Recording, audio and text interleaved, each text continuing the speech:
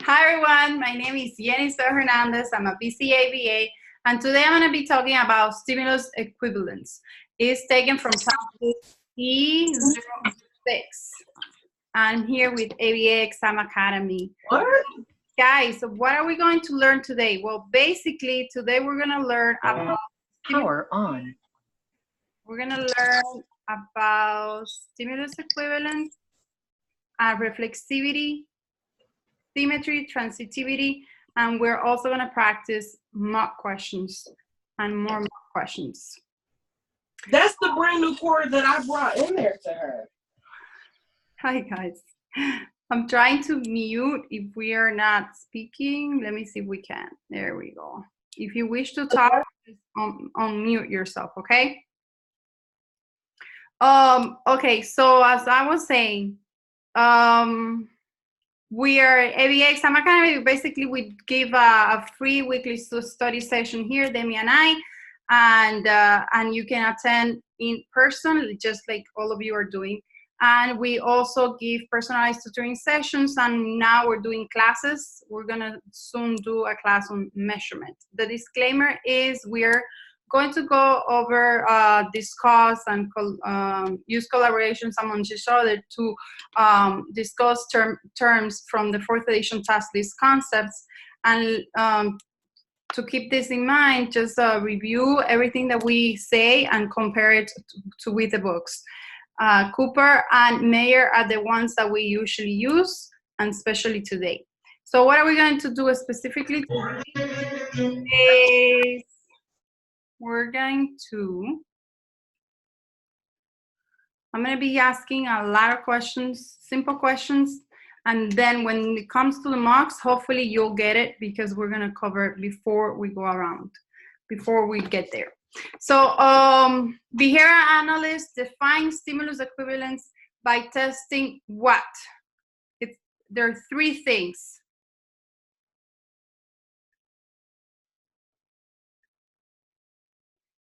I'll give you the first one. Reflexivity.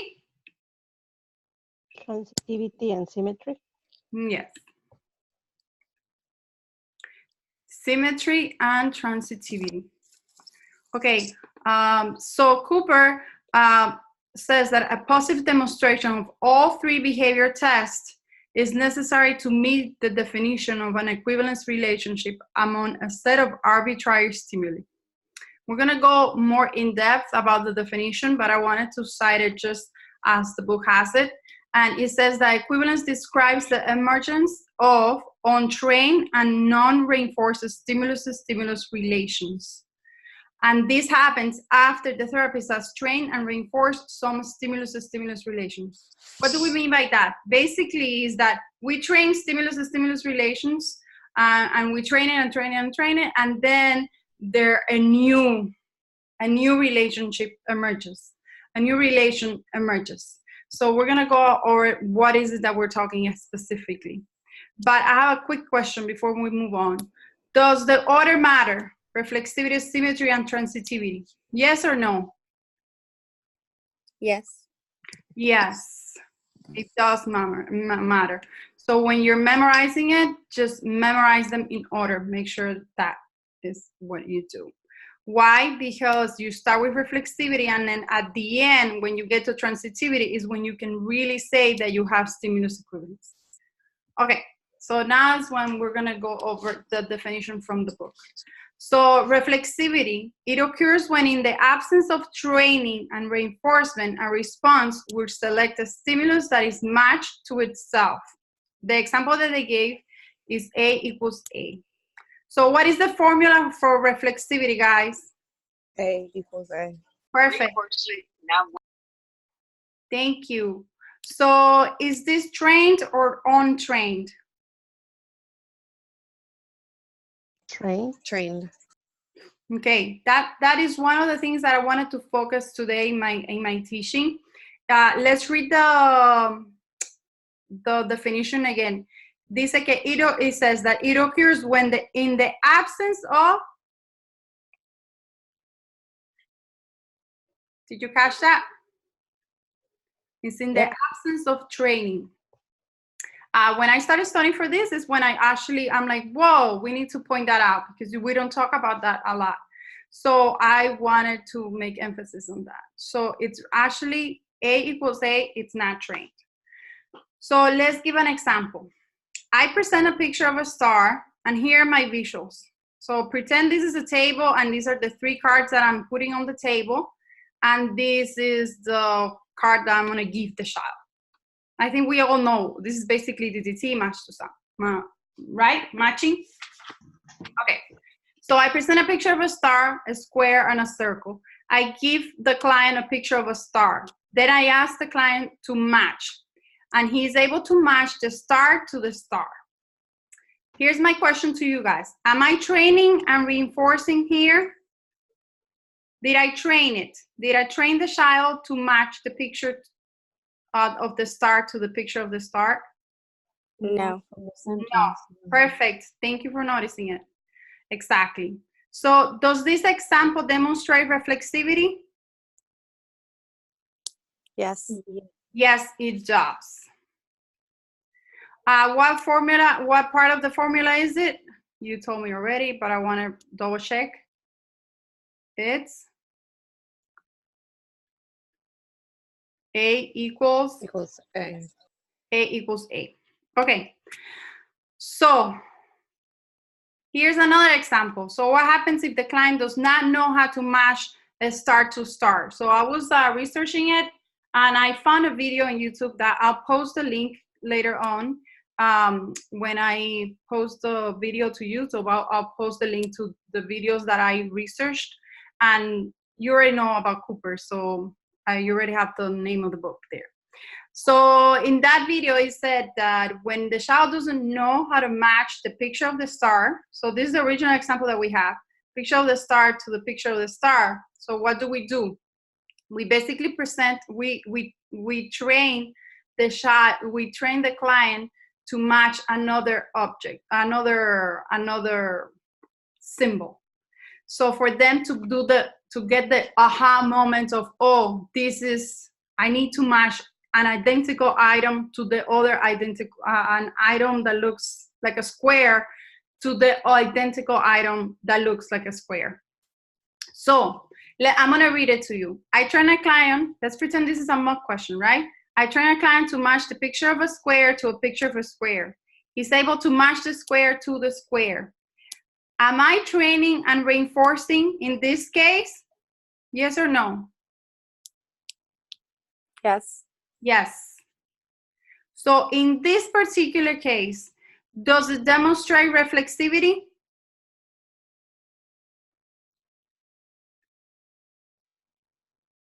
No. No. Why not? Because according, go ahead. Because this is not the test. The previous one that you explained was the actual behavioral test. Exactly. This one over here is the test. And I like that you mentioned the test because I did not add it, but we can add it here. Okay, the test. Okay, so basically just remember, reflexivity, if you're training it, it's not reflexive. It needs to be in the absence of training and reinforcement. That's it, guys. That's my new aha thing that I wanted to teach today. Okay? Okay, let's move on. So I kept the same structure because I like the visual, the way I put it visually. So here it's the definition from Cooper. Symmetry occurs with the reversibility of the sample stimulus and comparison stimulus. So what is the formula for symmetry? A equals A. And B equals A. A equals A, B, and then B equals A. And there's a reason why I'm adding the then there. So A equals B. Is it trained or untrained? Are you teaching the child to do it or are you not teaching the child to do it?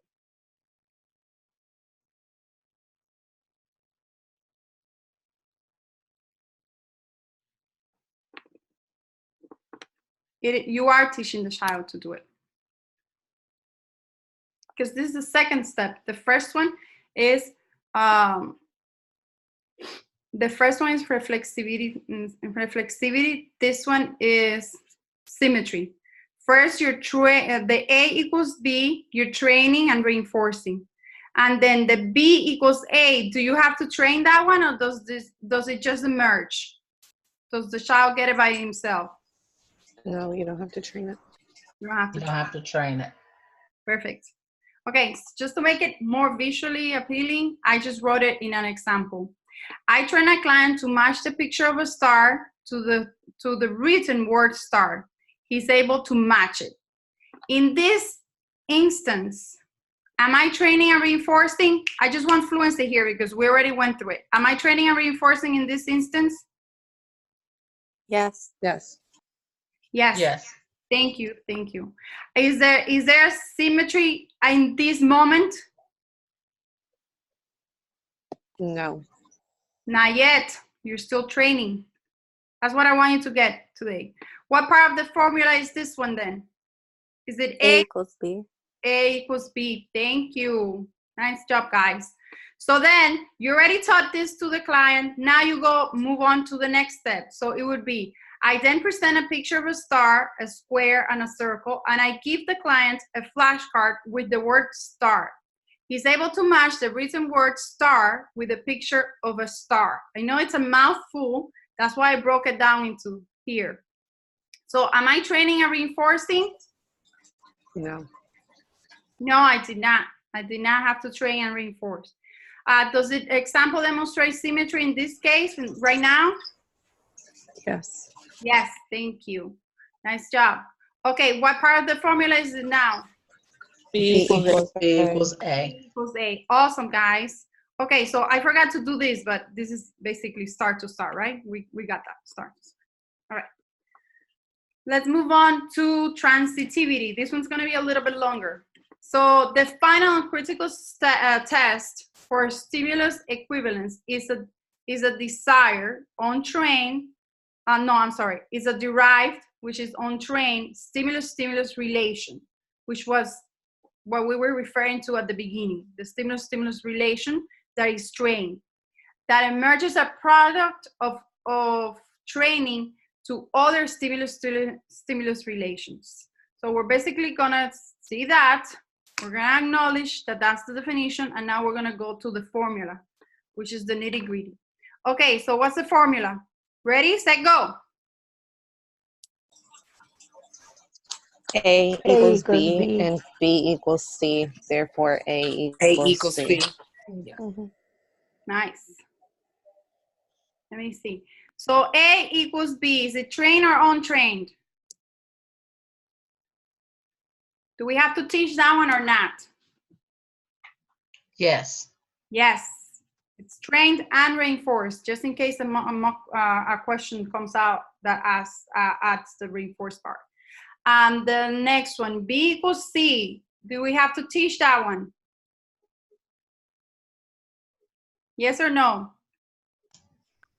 Yes. Yes. Yes, thank you.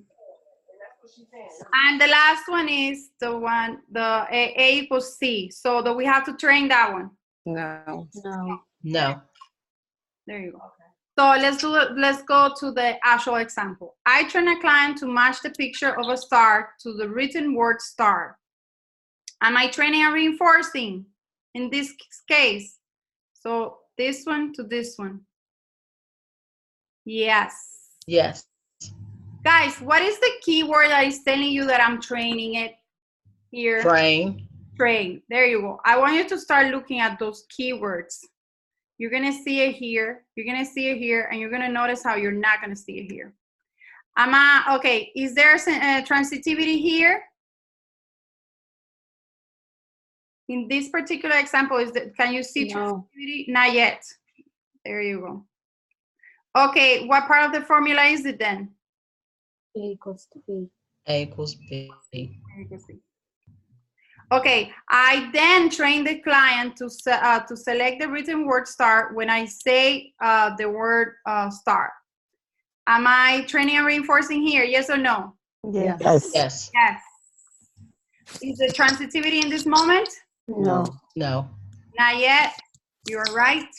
And what part of the formula is it? B equals C. B to C. Okay, nice. So this is the last one. So then, here, I want you to see it. Look, the train. Then I present a picture. Then I present a picture of a star, a square, and a circle, and I give the client a flashcard with the word star. He's able to match the written word star with a picture of a star. Am I training and reinforcing here? No. No. No. And even the sentence says it for us. Is there transitivity here? Yes. Yes. Yes, we finally got to transitivity. Woohoo! What part of the formula is it then? A. A equals A C. equals C. Good job. There you go. There's the little visual for you. All right. So now let's do AKAs. We have reflexivity, symmetry, transitivity, and I left out one because I wasn't gonna talk about it, but I'm gonna add it here somewhere. I left out a stimulus equivalence.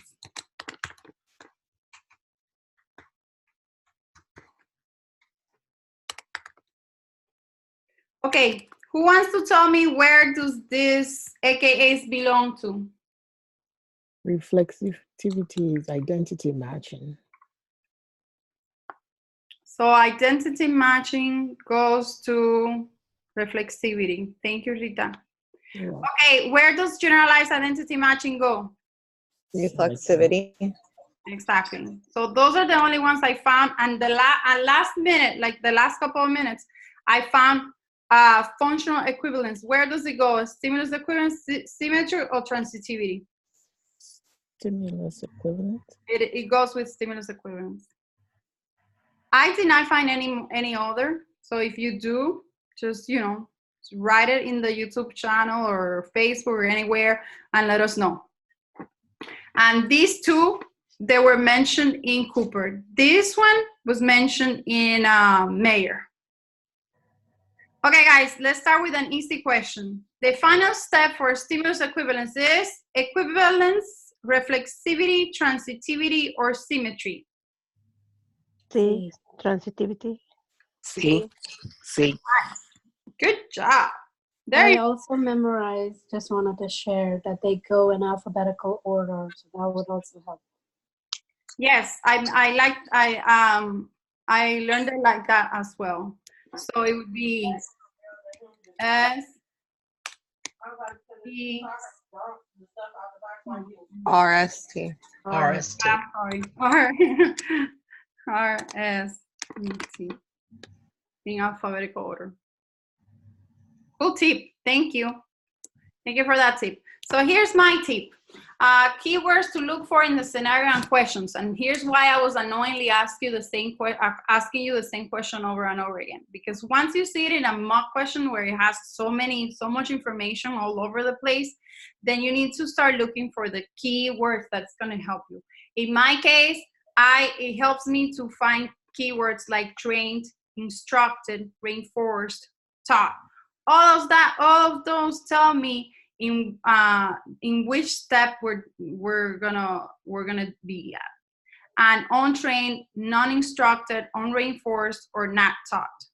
So why do I think those words are important? Because the untrained parts are the ones that will let you know if it is a reflexivity, symmetry, or transitivity. You need to know which parts are the trained and which parts are the untrained ones to plug into the information in the formula. Like here, A equals A, it has to be untrained, A equals B, and B equals A is the untrained one. And you're gonna see it in the mock questions that I wanna show you. Okay, guys, so let's start with the first mock questions. The therapist trains the client to select the picture of a dog when shown a picture of the same dog. Does this demonstrate reflexivity? A, yes, because the therapist is training it. No, because the therapist is training it. Yes, because the therapist is not training it. Or no, because the therapist is not training it. No, because the therapist is B. B. That was fast. Yay! You got it. Repetition, repetition, repetition. You're gonna fly through this. The BCBA tells her client, touch the bicycle, and the client touches the word bicycle. She makes it in her, she marks in her data sheet as a yes because he did it without her teaching it. Last week, she had taught him to say bicycle when he saw the picture of a bicycle. The week before, she taught him to select the picture of a bicycle when he saw the written word bicycle. This example demonstrates symmetry, transitivity, great training technique, or reflexivity. I'm aware that it's a little long, so take a couple of seconds. I think it's A. Because he did it without her teaching it.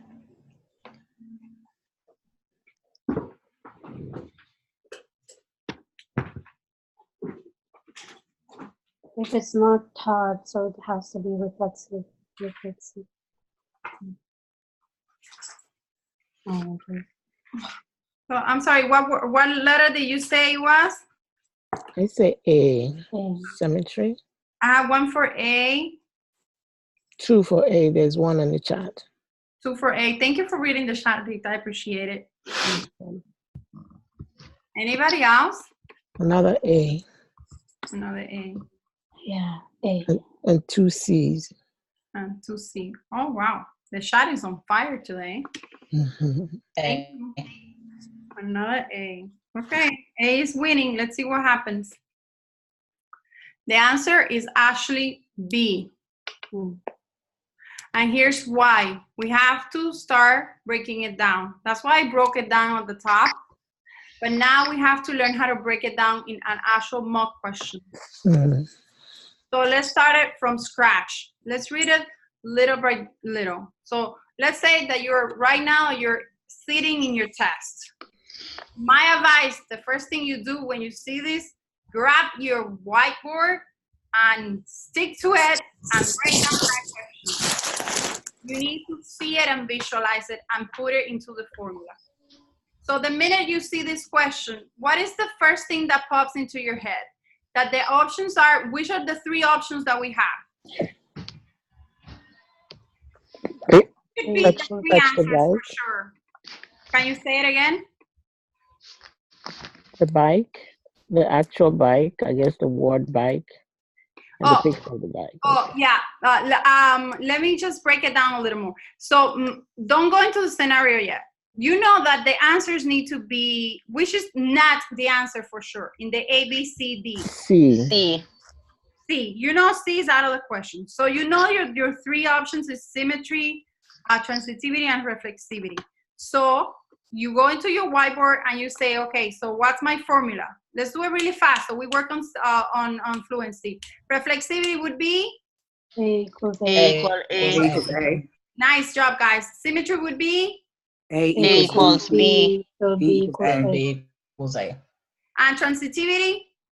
A equals B. B equals C. So A equals C. Yes, perfect. I heard it all. I heard it all. Okay, next we're gonna break down. Now we're gonna break down the scenario. We already have this written down in the whiteboard. Now we can focus. Okay, so the BCBA tells her client, touch the bicycle, and the client touches the word bicycle. Right now in this sentence, is it telling me something about her teaching it, training it, giving it, instructing her, or something like she's teaching it? Is she teaching it? No. Any of these words? Instructed meaning like teaching it, you know? No. No. So No. far, no. That's symmetry. The way that I write it, the way that I see it, I write it is I put this. Spoken equals written. That's what, basically, that's what it is saying right there, right? This is the spoken word of bicycle, and this is the written word bicycle. I personally don't want to add bicycle because it's going to confuse me, but you do your own way. And I know for a fact that it's telling me that is it trained or not trained? Not trained. It's not trained, right? Okay, we can move on to the next one.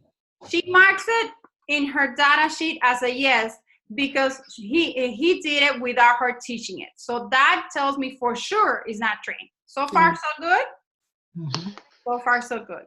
Okay, let me see if I can do this without giving all the answers. So, okay, let's go to the next one. Last week, she had taught him to say bicycle. So what does that tell me? It's no longer reflexivity.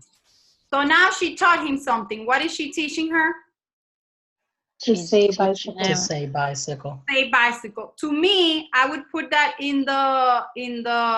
that would be the first thing that I see that she's teaching. So I would put spoken A. I'm gonna assign that one as A. Okay? And then when he saw the picture of a bicycle, what else did she teach him? The spoken to A the equals picture. B. Picture of an award. Okay, Symmetry. guys, stop me if I'm confusing you or I'm going too fast. Okay, so now we're gonna continue filling in the formula. This doesn't look like anything yet, right? The next week, okay, the week before she taught him to select the picture of a bicycle. When he saw the written word bicycle. So how would you write that how would that look like? What would you write? B equals C. B, oh my God, that was awesome. Who said that? I did.